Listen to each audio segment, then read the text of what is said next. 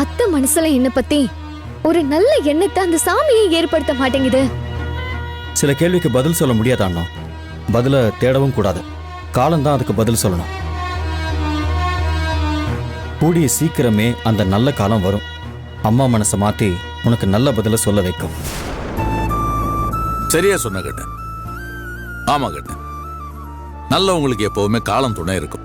அந்த நல்ல காலம் தான் சுடரை இதை பார்க்க வச்சிருக்கு. உன்னை இந்த பழியிலிருந்து மீட்டு கொண்டு வந்துருச்சு. ஆமாங்க மாமா, ரொம்ப நன்றி சுடரு. என்ன நீ எனக்கு போய் நன்றி எல்லாம் சொல்லிட்டு இருக்கீங்க? கூடா நட்பு கேடாய் முடியும்னு சொல்லுவாங்க. அந்த கமிஷனரோட சேர்ந்து இந்த சின்ன பொண்ணுக்கும் திருட்டு புத்தி வந்துருச்சு. இல்ல மாமா, சித்தி இந்த காரியத்தை பண்ணல.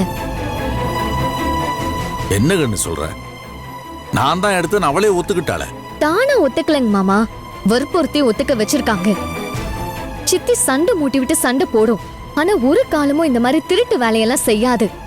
எனக்கு தெரிஞ்சு அந்த கமிஷனர் தான் இதுக்கு பின்னாடி ஏதோ பிளான் பண்ணிருக்கா.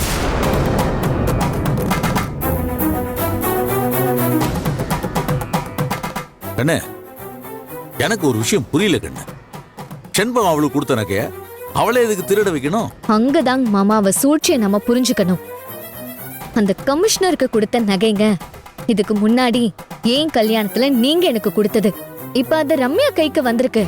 அப்போ அது காணாம போச்சுன்னா நான் தான் பொறாமையில நகைகளை திருடி இருப்பேன்னு நேரடியா என் மேல பழிய போட முடியும்ல.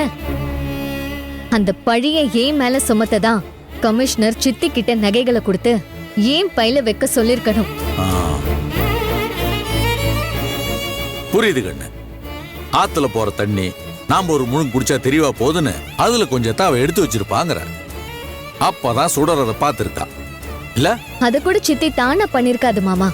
விஷயம் கேள்விப்பட்ட எங்க அப்பா சித்தி மனச கழிச்சு பண்ண வச்சிருக்கணும். எது எப்படியோ கண்ணு, இனிமே நம்ம ரொம்ப ஜாக்கிரதையா இருக்கணும். இங்க இருந்து கிளம்பி போற வரைக்கும் நம்ம எல்லாரும் கொஞ்சம் கவனமா இருக்கணும். என்ன கண்ணு? சரிப்பா.